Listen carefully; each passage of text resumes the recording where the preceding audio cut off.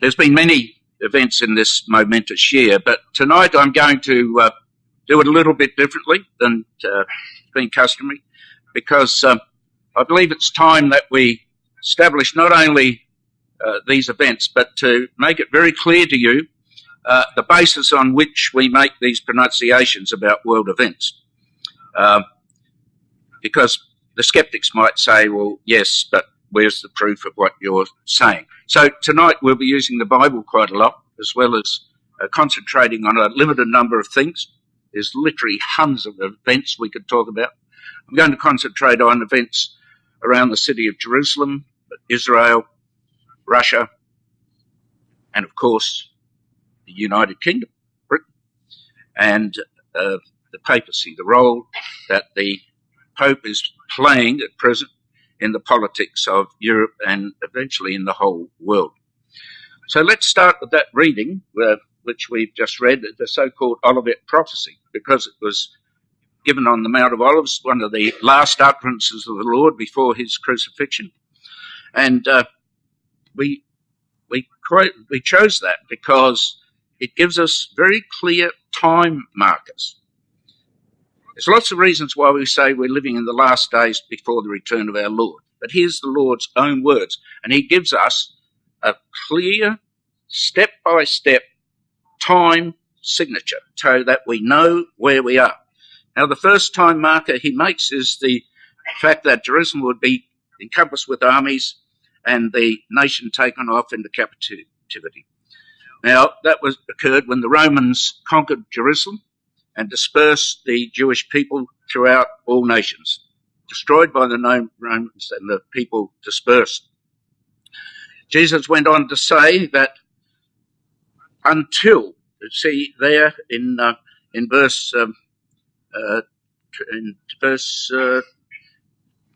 23, woe unto those that are with child in those days, because it will be a time of great distress. Verse 24, the nation would fall by the edge of the sword, the Roman armies, and be led away captive into all nations, and Jerusalem shall be trodden down of non-Jewish nations, that's the word Gentiles refers to, until the times of the Gentiles be fulfilled. So that is the time marker. When was the time when Jerusalem's downtreading notably ceased and that came back into the Jewish people's hands? That was in 1967 during the Six-Day War. For the first time in 2,000 years, the Jews had free access to Jerusalem and the Temple Mount. This would be followed, Jesus said, to times of insoluble problems and fear. The word perplexity, which you read there in verse 25, means no way of escape, no solution, insoluble problems. And we believe if we haven't reached that, we're rapidly approaching that point in time. These symbols here, the sun, moon and stars and the sea and the waves, are typical Bible symbolic language. Right from the time of Genesis, in Genesis chapter 1, God set the sun, moon and stars in the earth, in the firmament, the heavens, not only to measure time and days and years, but for signs. So right back in Genesis, God said he's going to use these heavenly bodies as signs. The sun and moon for the ruling powers and the religious powers, and the stars for the normal people, and the sea and the waves for nations. So we're seeing a time of terrific turmoil among the nations and insoluble problems. But the most important things come in verses 27, 28, that when we see these things, and men's hearts failing for fear for looking after the earth and the problems, you lift up your heads. He's talking to his disciples and all those who follow Jesus as disciples, who believe in him and believe the gospel which he preached. And that would apply to us if we believe the gospel which Jesus preached.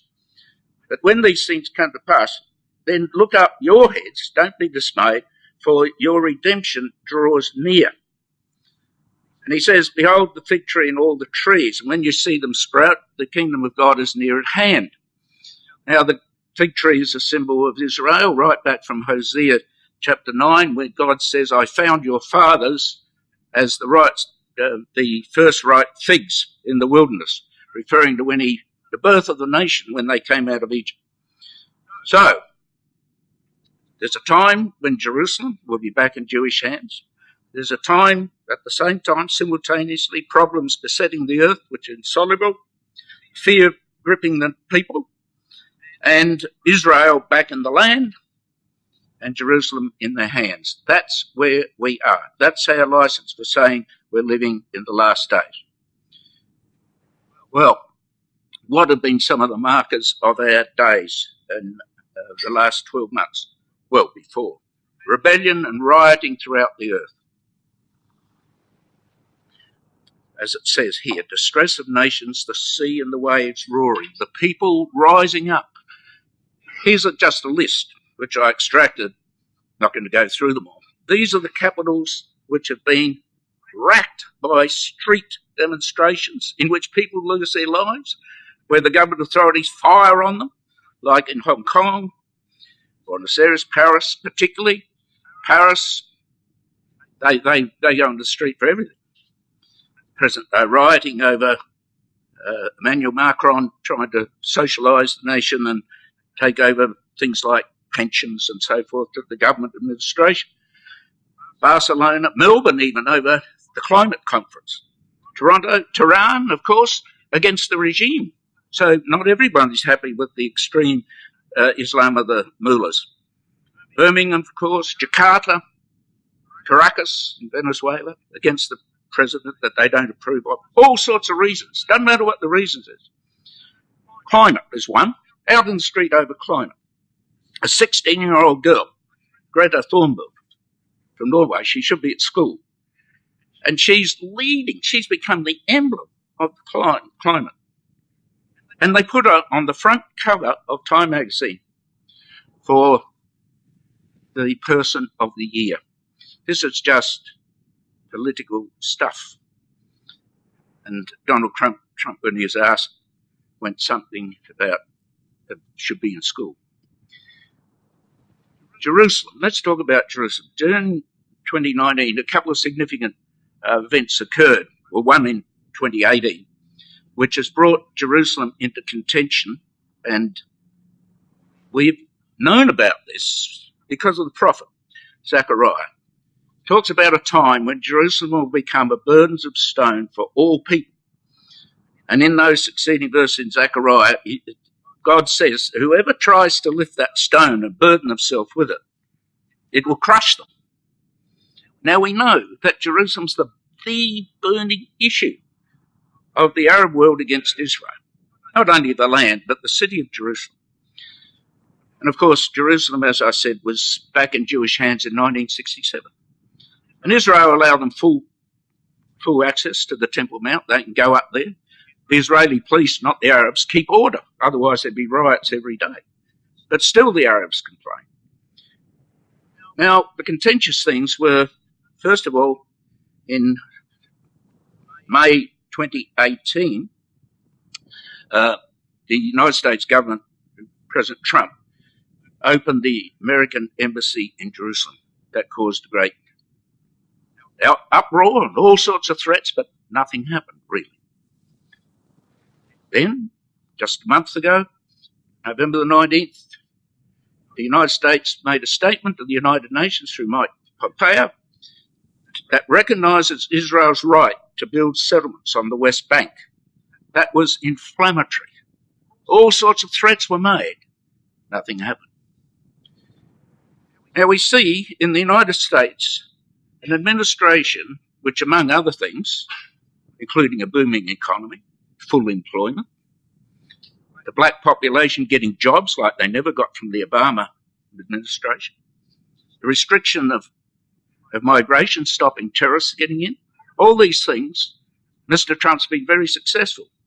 I spent a month in the United States, mainly New York, during August and September. The people love him because he get results. Everything he said he'd do, he's doing. He said he'd recognise it, shift the embassy, he did. And they haven't been able to stop him.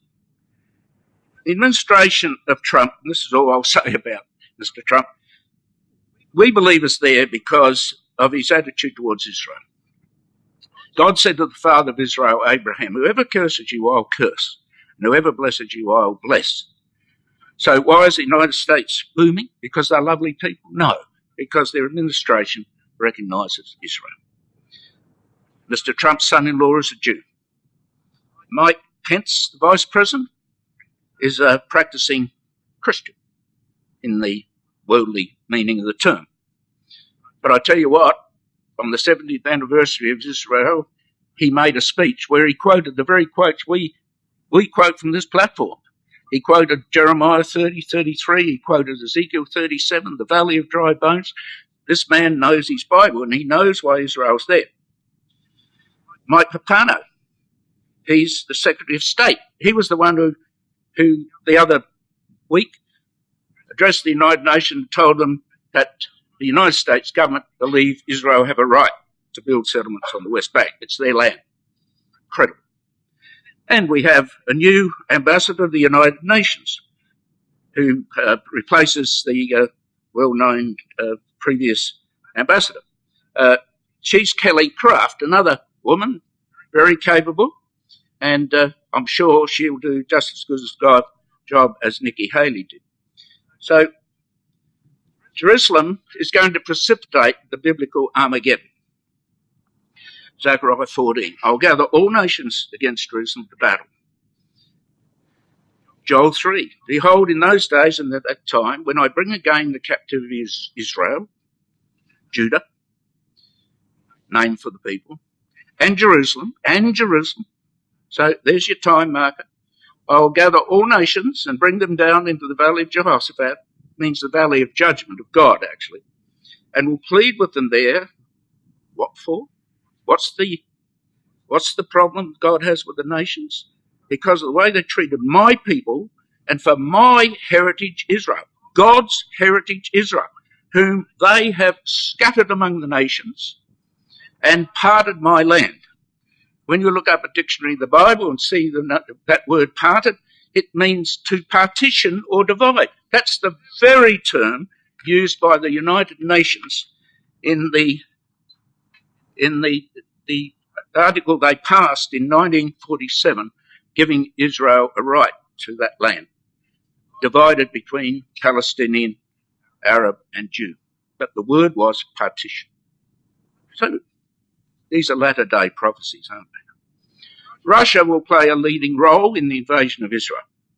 This is common to ultra-stealthians, and we teach this whenever we talk about the last days, that Russia will be the leading role, play the leading role in the head of the nations who invade Israel.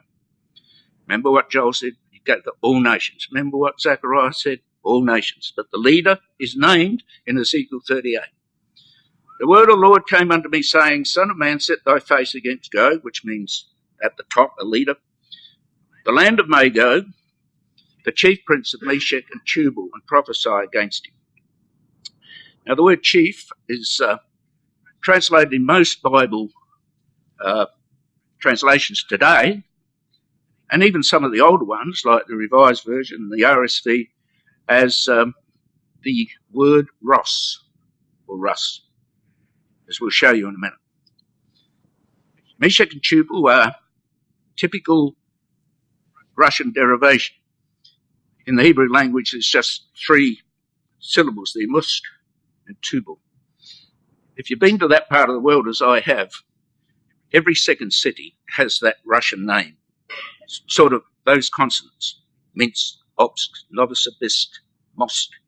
This is Russian.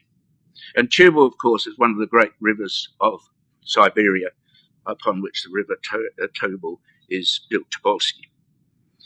So there's a suggestion it is Russian. Of course, we'll show that later. This invasion occurs in Ezekiel 38. Perhaps we should turn to that if you'll just follow this for a little while. Ezekiel 38. You'll notice that this confederacy of nations, and we're not going to be able to deal with them all tonight, is led by Russia. But we've got a couple of time markers here as well. In verse 8, after many days thou shalt be visited in the latter years, there's the term again, you shall come from into the land that's brought back from the sword, gathered out of many nations, against the mountains of Israel. which have been always waste, but is now brought forth out of the nations. And they're dwelling confidently, is the real meaning of the word, and no more is nation is confident than Israel. In fact, one would be tempted to say they're a little bit cocky. They're very confident in what they've achieved and what they are able to do.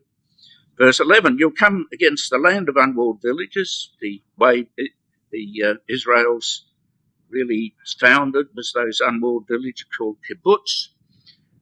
I will go to them that are at rest. This is the Russian invader that dwell confidently, all of them dwelling without walls and having neither bars or gates, to take a spoil and to take a prey.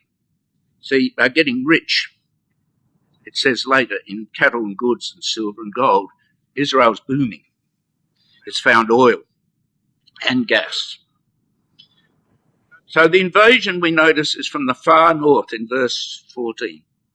You'll come, say unto go, in that day when my people dwell safely, thou shalt know it, and thou shalt come from your place in the north parts, the extremities of the north. And it will be, as if we need any more confirmation, in the latter days. But then there's a divine intervention in verse 18. This time my fury will come up in my face, and God will rain upon this army the forces of nature, which are impossible, as we've seen in some of the upheavals we've seen in the news lately. There's no control of nature. Overflowing rain, great hailstones, fire and brimstone, verse 22. And then in the middle of that, as we'll see later, Christ appears. Rosh is as I said, is the subject of that chapter. Gesenius is probably the most revered of the Hebrew scholars of the language.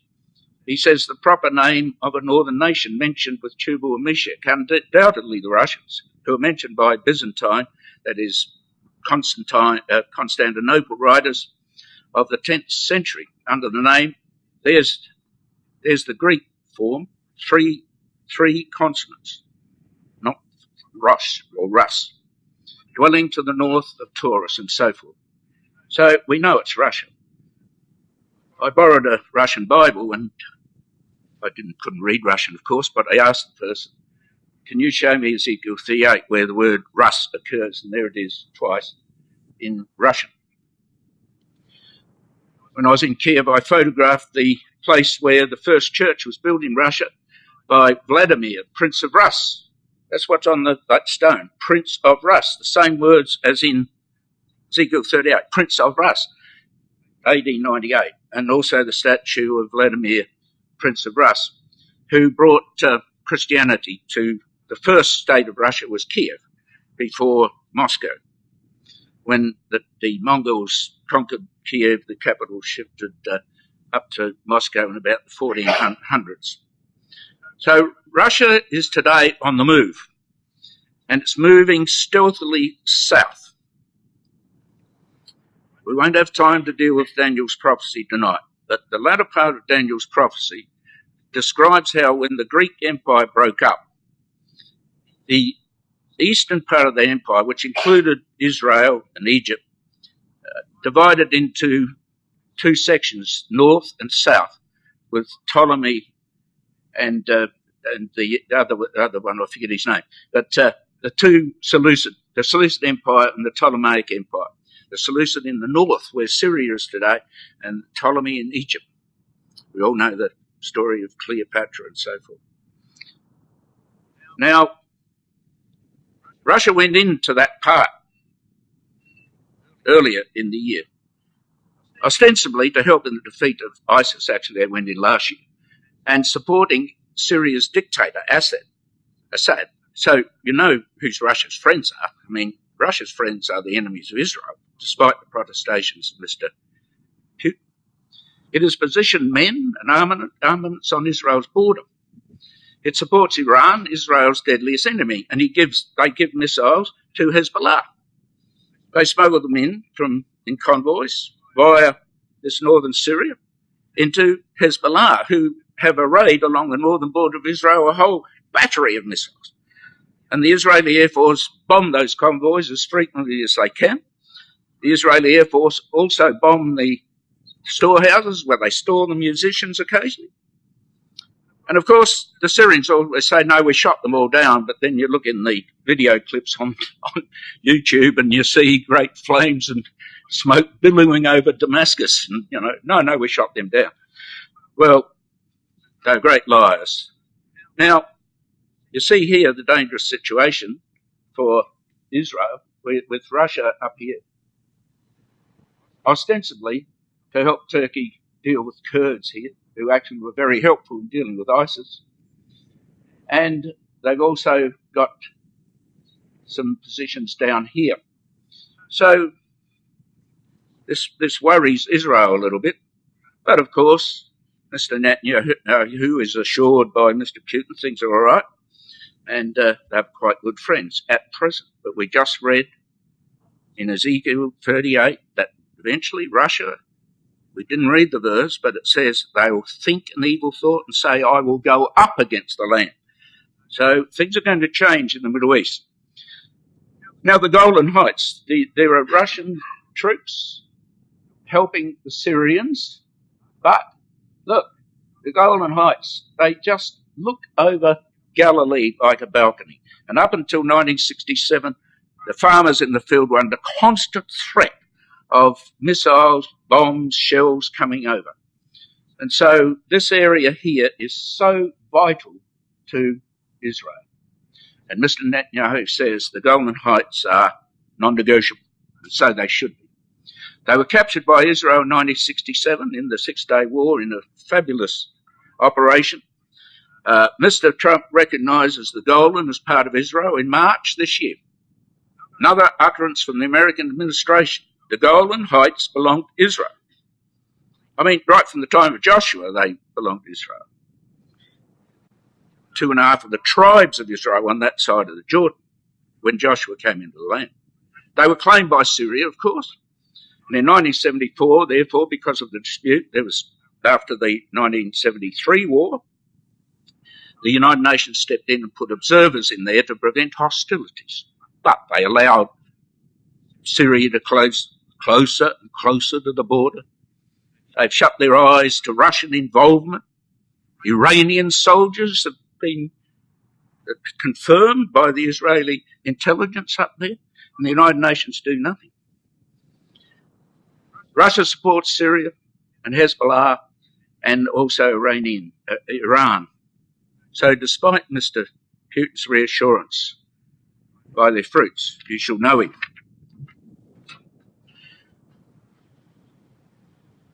Now, Russian intrigue south. Russia also, we notice in Ezekiel 38 while we're there, that among the people who are with them, and we can't deal with them all, there's Magog and Gomer who are European, due to the migration of the Scythian tribes over centuries into Europe. Most people would put them as France and Germany. It said Gomer and Tagoma. Now, there's no argument over the Scythian Tagoma. He was one of the Scythian founders. They went up the rivers Danube and Don. Most of the historians tell us about that, Strabo, Pliny, and all those. Gomer's interesting because only this week, searching, I thought I'd get something new for you tonight, particularly Chris Delphin sitting here. I came across a book written by M.C. Taylor, a lecturer at Trinity College in Dublin. Now, I visited Trinity College when in England 2015 because it's got a massive library there, one of the biggest in the world. And he wrote this book called The History of France and Normandy, Northeast Europe. And he says this, that the Gomeri and the Sumerians were the original inhabitants of what he called Gaul, which of course was the name of France when the Romans conquered Gaul. So we can just clear that up. But what we're really looking at is this, the these other nations. See in verse 5, these nations haven't changed their name like the other. Persia, Ethiopia, that's changed a little bit because it used to be Cush and Libya. Now, Russia's looking at each of those three places. You'll notice Egypt is not there, because Egypt has made friends with Israel. But the other nations there in North Africa, Mr. Putin's very interested. They've had a meeting with these leaders of Libya. After the death of Gaddafi, the United Nations put a representative in Tripoli. But there's a rebellion on down there. And here's one of the guys that does all the dealing for Putin. His name is Prigozhin. Evgeny Prigozhin. And he's an oligarch, that is one of these big businessmen. He's called Putin's chef, and you're not going to believe this, but apparently he was selling hamburgers and hot dogs off a stall in the street in Russia. And over time, he came into Putin's ambit, and Putin elevated him, and he's a very sneaky individual. And there he is, sitting next to the Libyan leaders. The rebellion, of course, is led by a general who dissented, and he is attacking the leaders that the UN put into Tripoli. So there's a rebellion going on there. And who supplies the arms for the rebels? Russia. Now, we're going to have a Мы православный народ в России, да? И между православием и католическим миром всегда были проблемы. Но я именно поэтому сейчас скажу именно о католиках. Ну, есть там проблемы, есть. Но нельзя их выпячивать и с помощью этих проблем пытаться уничтожить саму римскую католическую церковь. Вот что нельзя делать. А мне кажется иногда, что отдельные элементы, отдельные проблемы в католической церкви начинаются вот этими либеральными кругами и используются как инструмент уничтожения самой церкви. Вот что я считаю неправильным и опасным. Ну хорошо, значит, мы что, забыли, что мы все живем?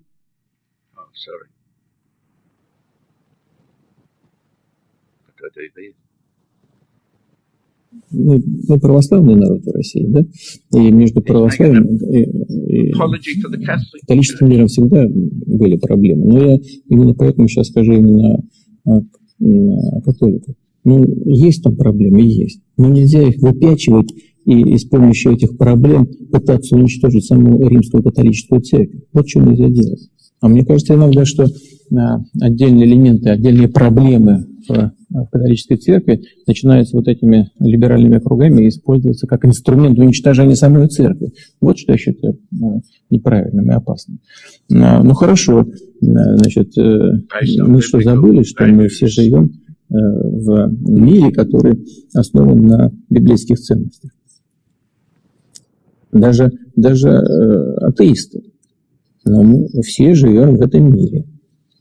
Нужно об этом не вспоминать каждый день, не ходить в церковь, там, лоб не бить, а пол, там, показывая какой-то там, христианин или мусульманин или иудей.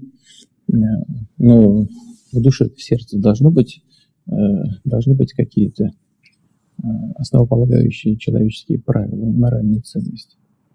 В этом смысле традиционные ценности стабильнее, важнее для многих людей, чем вот эта либеральная идея, которая, на мой взгляд, прекращает свое существование. So religion. Религия. Religion is not the opium. Религия не является опиумом народа. Нет, не является. Но вот я чувствую, что вы далеки от религии, потому что уже без 15 час ночи по московскому времени, а вы все продолжаете меня мучить. У вас как у нас говорят, креста на вас нет. This is history. Well, there's Putin as Mr. Nice Guy, making jokes, making a case for Christian values and biblical values, praising the Catholic Church. I think that's an amazing interview. Daniel the prophet said, the possessor of Constantinople who would morph into the king of the north shall by craft destroy many. This man is one of the most clever men on the planet. because the Bible tells you what he's going to do ultimately. I thought you liked that. Now, I've just put this up because Christophans sometimes are accused of making the most of the news. Well, in 1848, Dr. John Thomas, in a book called Elpis Israel, which means the Hope of Israel, said this. I'm not going to read it all. The future movements of Russia are notable signs of the times. Remember, we started this talk with what are the time signatures? How do we know when the times? Because they're predicted in the scriptures of truth. So Russia is going to be one of the signs of the times. When Russia makes its grand move for the building up of its image empire, this is a reference to Daniel 2, we can't deal with that tonight, then let the reader know that the end of all things as at present constituted is at hand. It's a sign that God is about to intervene, and the long expected but stealthy advent of the King of Israel, who's Jesus, that's what he said to Pilate, are you a king? Yes, I am. Will be on the eve of becoming a fact. And salvation will be to the sort of people who've been expecting it and obeying the gospel. Now, that was written in 1848, which incidentally was the same year that book of M.C. Taylor of Dublin in Trinity College wrote about Goma and France. It's interesting, isn't it? Same year. So there were far more intelligent people around in those days than there are today, obviously. Now I'm going to talk about Britain. I don't know whether the foreign policies in 1848 of Britain entertained the idea of assuming the sovereignty of the Holy Land or promoting the colonization by the Jews. Their present intentions, however, are no importance because God has set out what they will do. The finger of God has indicated the course to be pursued by Britain, which cannot be evaded. So, Dr. Thomas, on the basis of Scripture, saw, and some of the evidence looked slender, but he said that. But he wasn't the only one, because towards the end of the 1800s, the leaders, the prime ministers and the people in power in Britain knew their Bible. So by the First World War, a prime minister, Lloyd George, was brought up in a little village in Wales, and he was taught in Sunday school that the Jews would go back to the land. The man for the hour, cometh the man. Lloyd George, Lord Balfour, Bible-reading man, drafted up the Balfour Declaration, suggesting that the British government view with favour the establishment of a homeland for the Jews in Palestine. And of course, Chaim Weizmann, the Jewish scientist who virtually saved England in the First World War with the rapid method of making explosives. All these men were the men for the hour. And they came after Dr. Thomas's death, most of them, but he said this would happen.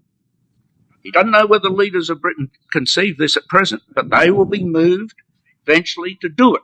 And they were. So Christophans are not talking just because it's happening now. Now here we go. What a weekend. What a weekend it's been. Even we've been seeing this for a long time. Me and many others have stood here talking about Britain's role in Bible prophecy.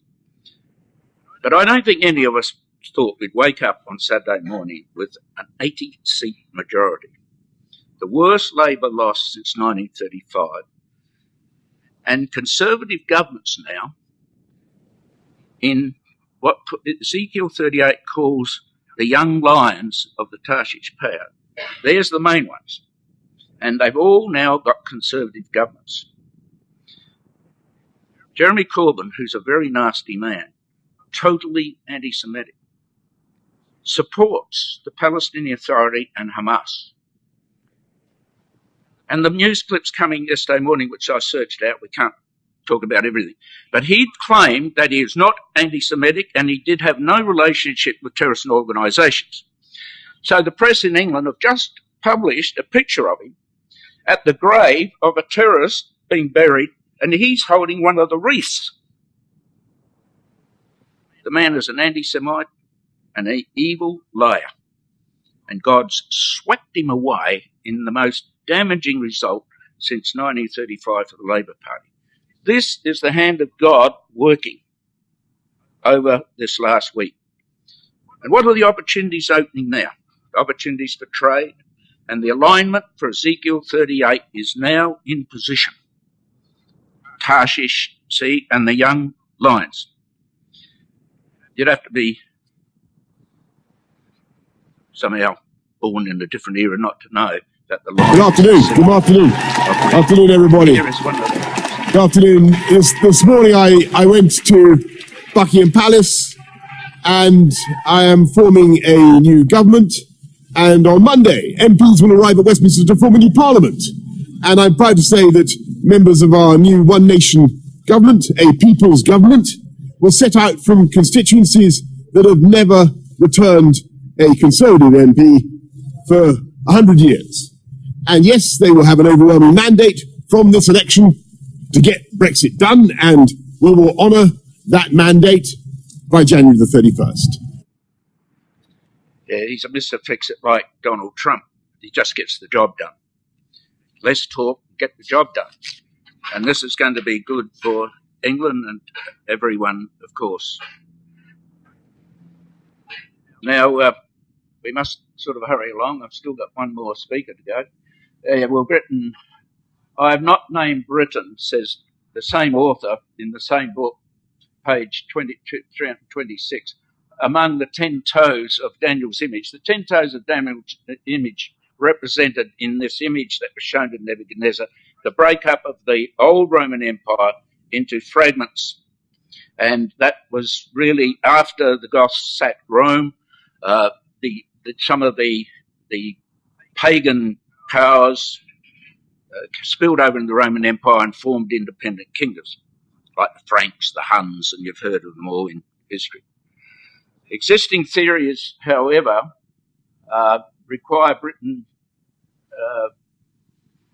to be counted through the island was part of, though the island was part of the Roman dominion, existing theories require Britain to be counted in, but I have nothing to do with them. I propose to show a more consistent interpretation that shall harmonise with other important, interesting parts of the prophetic word.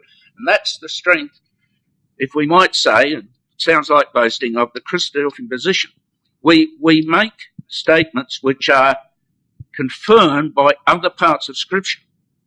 We don't stab at single quotes or things. All the prophets speak of these things, not necessarily this one, but you've got to harmonise the whole message. So these are the reasons why Britain is not part of Europe when Christ comes. The 10 independent kingdoms which arose on the continent of Europe by 493 AD were after the time that the Goths conquered Rome. So it was in a vacuum period, which ended when Charlemagne united the empire in 800. During that time, 10 of these kingdoms were formed. Now, Penguin Bible Atlas proves this. Gibbon's Decline and Fall of the Empire proves this and names those 10 kingdoms. Britain was part of the Roman Empire up to 410 AD, from Julius Caesar to 43 to 400 AD. 410. So Britain was, see what the significance is? Britain's out of, Rome is out of Britain before the 10 kingdoms formed, which was at the end of the 5th century, after the Goths had conquered Rome. Not only that, but Henry VIII broke with the Roman Catholic Church in 1534. Wanted to marry someone else. The Spanish Armada, which was a purely Catholic-led attempt to invade England and put their own king on the throne, was defeated in 1588 by a massive storm which wrecked their Armada. And there's the statue of Constantine at York in England, and of course he became the emperor in 312 and changed the religion of Rome to Catholicism in 324, the Nicene Council. So, England doesn't belong to Europe. What's its significance here, Tarshish? Well, it goes right back to Genesis, as a lot of things do. They're the sons of Japheth. You see all the names here in this eagle, they're all here. Tubal, Meshach, Gomer, Magog, Tarshish. He's one of the sons of Japheth, grandson. By these, says the Bible, the islands of the Gentiles were inhabited.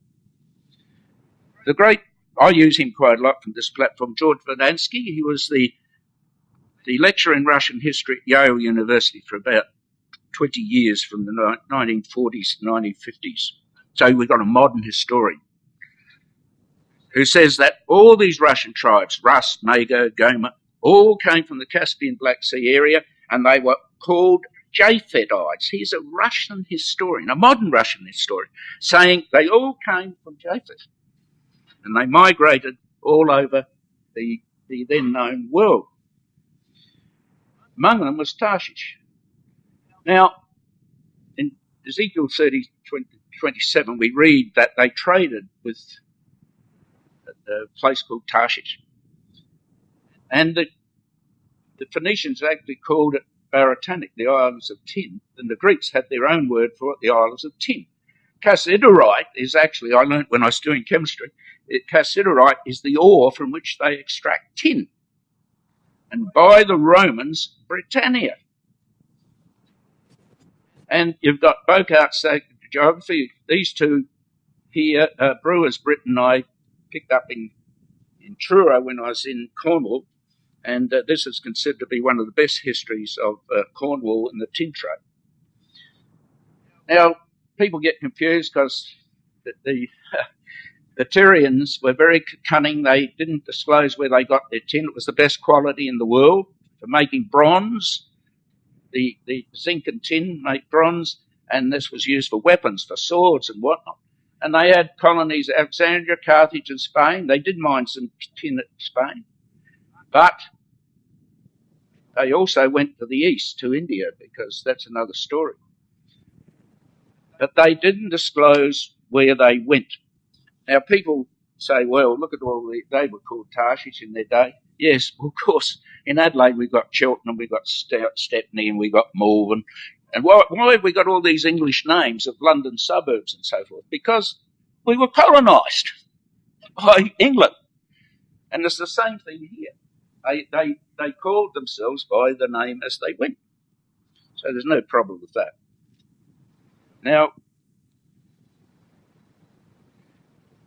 while I was in Cornwall, I took this picture. You probably can't see it, in the Truro Museum of a tin ingot, large tin ingot in Truro Museum, believed to be Phoenician.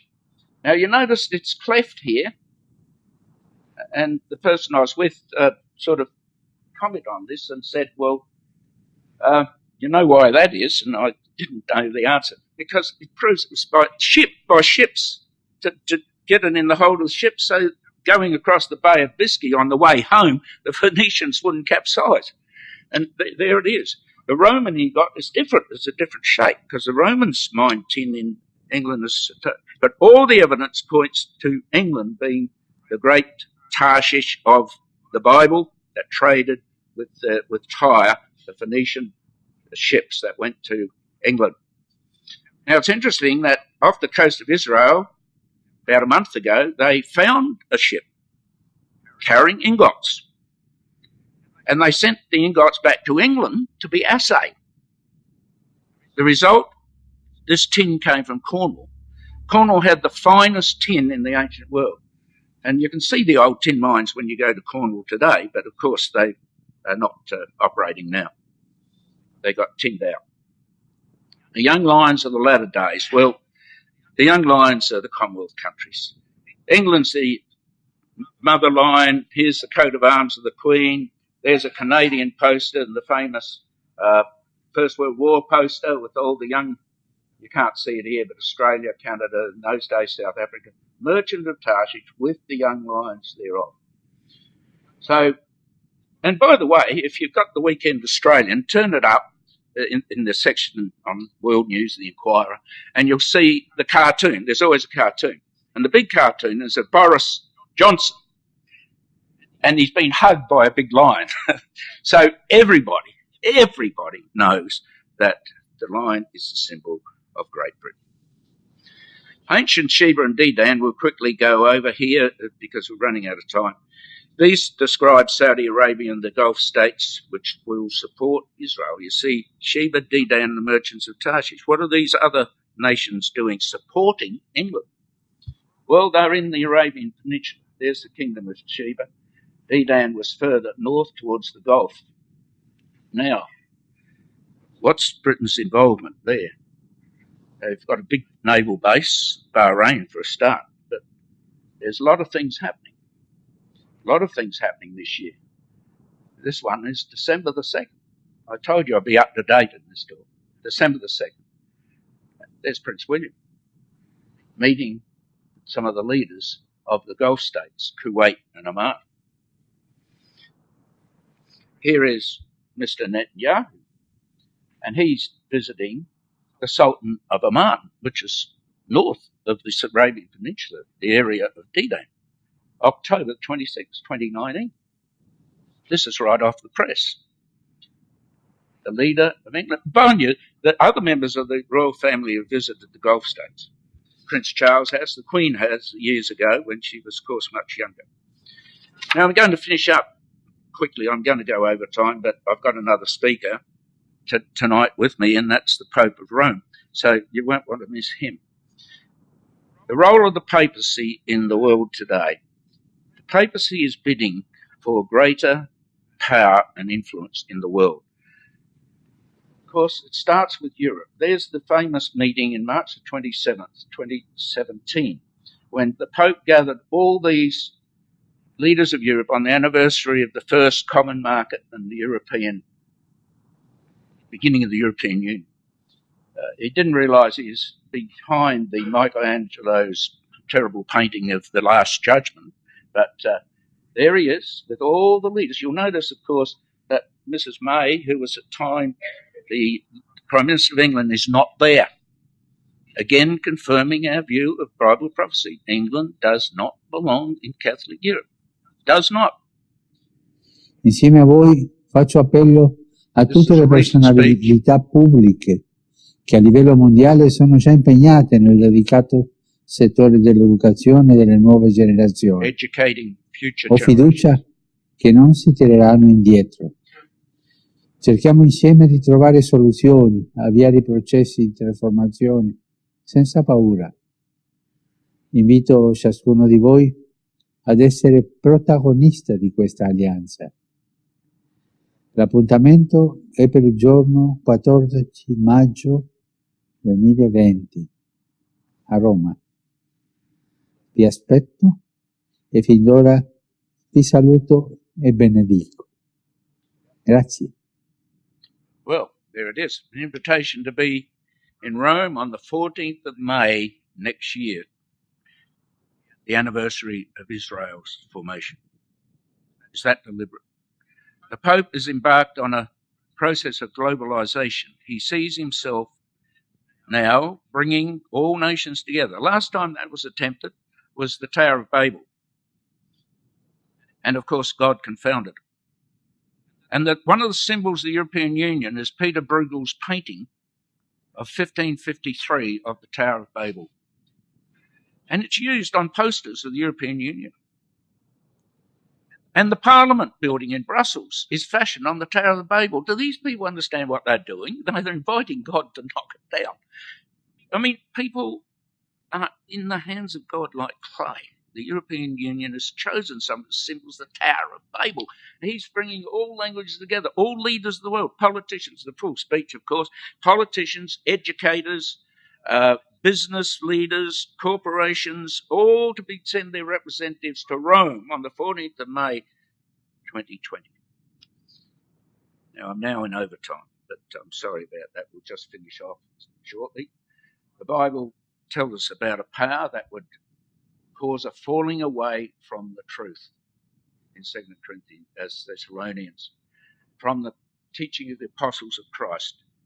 The coming of the Lord, Paul said in this passage, will not occur until there's a big apostasy and a departure from truth.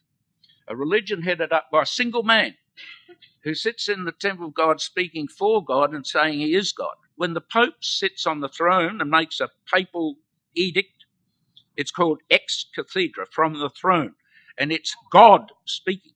That's the Catholic doctrine. And the Bible said that way back in AD 50-odd. A religion which claims to perform miracles, lying wonders, Paul says. Lying wonders. Worship of relics.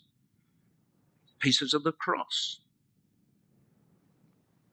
All sorts of things. And places like Lourdes, where people go for cures. By the way, Lourdes has gone very quiet. Have you noticed over the last few years? Don't hear much about it. Maybe things didn't work. It will be consumed and destroyed at Christ's coming. Now, if we had time, we'd show you that in Daniel 7, those exact words are used. That at the time of the end, God will consume and destroy that power that emanates from Rome, that religion from Rome. Paul picks up those two words in the New Testament. So, finally, we go back to where we started, and that is in the Olivet prophecy. And some of the last words Jesus left with us is these words: when you see these things come to pass, you know that the kingdom of God is nigh at hand. And our words to hang on as we leave tonight, ladies and gentlemen, those of you who are here, these are Jesus' final warnings. And he said, don't let your hearts be overcharged with excessive living and the cares of this life, because as a snare will it come upon all the inhabitants of the earth. So here's Jesus saying, don't worry, don't get yourself concerned or head up. These things are a sign that I'm coming. You watch out for yourselves. And so we leave you with that message to, while it's still time, inquire into what is the true gospel of the kingdom and the coming of the Lord, and having believed it, to be baptized into Jesus Christ, so that we might enter into that kingdom which he's coming to establish.